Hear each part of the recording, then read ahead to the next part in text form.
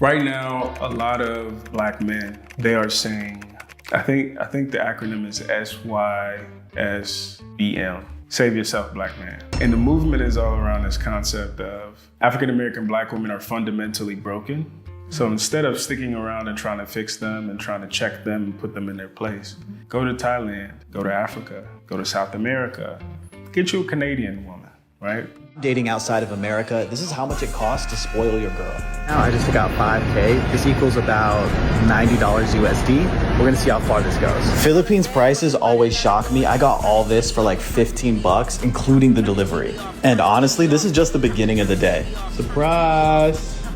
Next, we have an at-home nails and lashes service on the way. I got her the full hookup, all from the house, so she could watch her favorite shows. I've never bought anything like this in America before, but here it was pretty reasonably priced. I told her to dress fancy because I had a surprise for her. The Uber was around $5. We went across town. At this point, I didn't want to spend any more money, so I tested to see if she would still be happy with a 7-Eleven dinner. It's fine. He already bought me a bunch of stuff. There's one more surprise. This 7-Eleven actually has a hidden bar inside of it. It's really great. You know, you did a good job when she was posting on her Instagram story a bunch.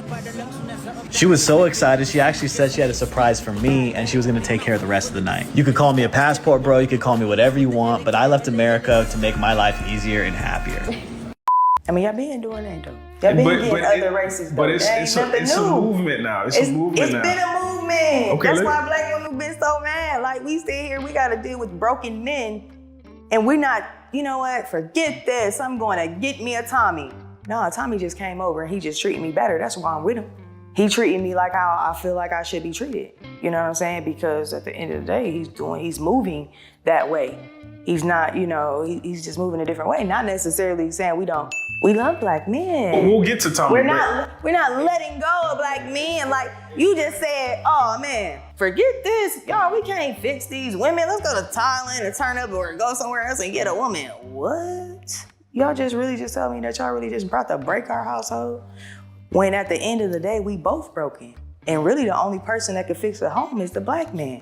Because black men helping other black men is the only way we gonna be able to thrive.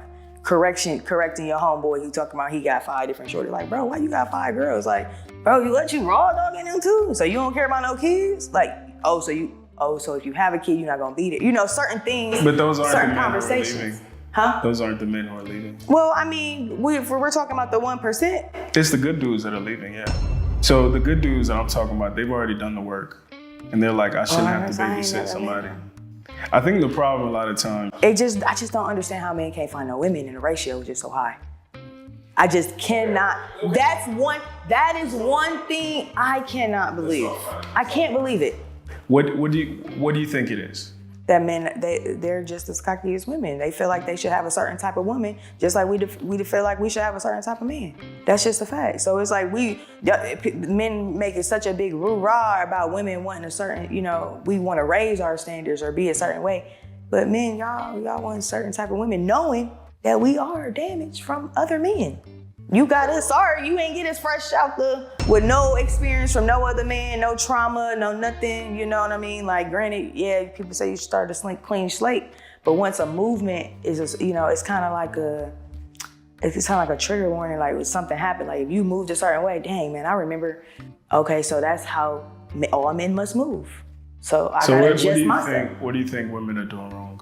Oh man, like I said, we definitely can't, communication definitely needs to help, you know, happen, a better way of communicating for women for sure. What is that better way? Huh? What is the better way? Because we say it a lot, but we never actually define it. I think women are terrible listeners. Really? Absolutely. Well, I guess I can only speak for myself with that. Because I can listen. I listen very well. I think the only issue is when people think I'm not listening just because I don't. Because my response is my opinion. You know what I'm saying? Like, a lot of times, like, I hear you, I understand what you're saying, or more so my perspective. I'm giving you my perspective. Not necessarily saying that you're wrong, but I mean, at the end of the day, what you saying? Has that been effective? I guess sometimes people just need to come, or when it comes to me, come to me and tell me that you're venting, and not that you don't want a conversation. When that's for Byron. Listen, hey, shut up. Be quiet. Listen. But my question, has that been effective? Like your disposition towards conversation, has that been effective? Or is it just one of those things, oh, you just gotta take the good with the bad? Oh yeah, you gotta take the good with the bad. I mean, I gotta say, everybody got to accept good and bad. I mean, if not, then we just only looking for good. And now y'all in Thailand trying to go ahead and get. But you don't think that's a problem? And then my question to you is then like, why would a man who's done the work to become a 1% dude deal with that? Oh, now 1% man, I'm not doing it. You know what I'm saying? I know he's not a regular man. You feel me? I know I don't have to. I guess what we thrive for, and it's like, it'll be so awesome even if the non-1%ers could even just have the mindset of the 1%ers, because it's really the mindset and the domination and the for sureness, the confidence, I am who I am because I build who I am. A lot of black men don't know who they are. So it's like we're trying to help, as I said, it's only gonna take black men to help other black men figure out who they are.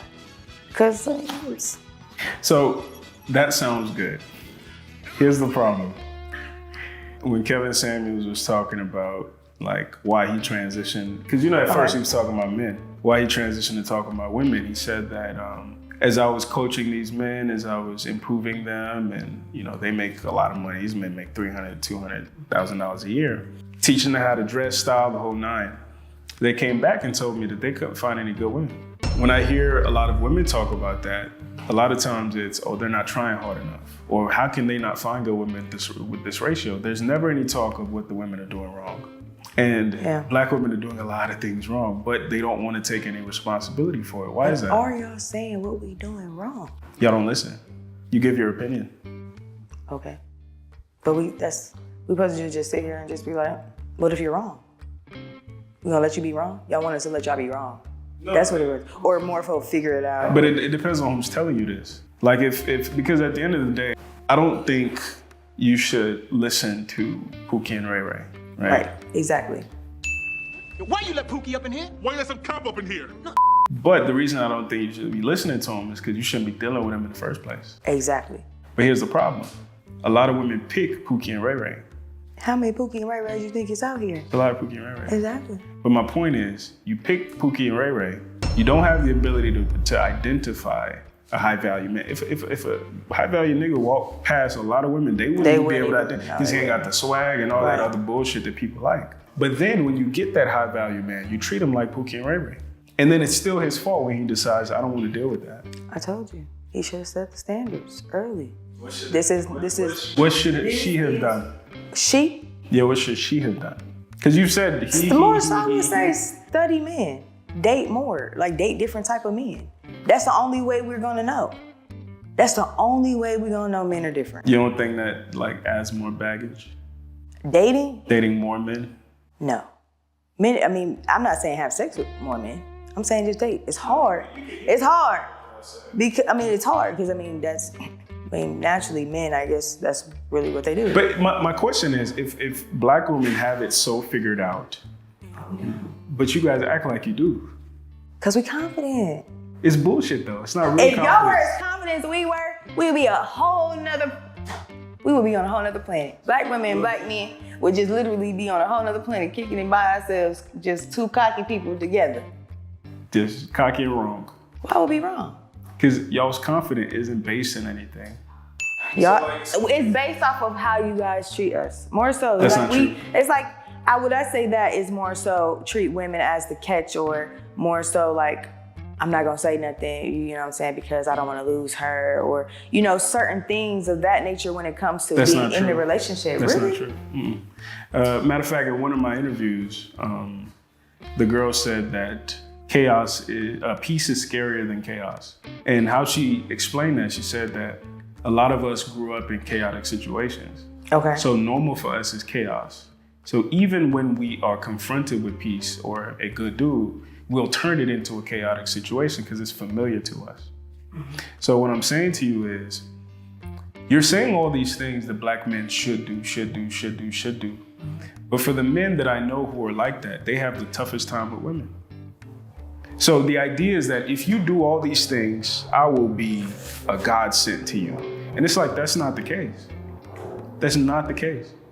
Everybody I know makes six figures, and they're all black men. And what do they expect Black women to be? Like how, like what is their I'm gonna say this. expectation of a Black woman? I'm gonna say this very, very like matter of fact, and I hope it's not offensive. Oh no, not at all. Black men of that caliber expect Black women to be women. Femininity. A lot of y'all are niggas. A lot of y'all are men. Oh no, 100%. But that's because it's not enough masculine energy around.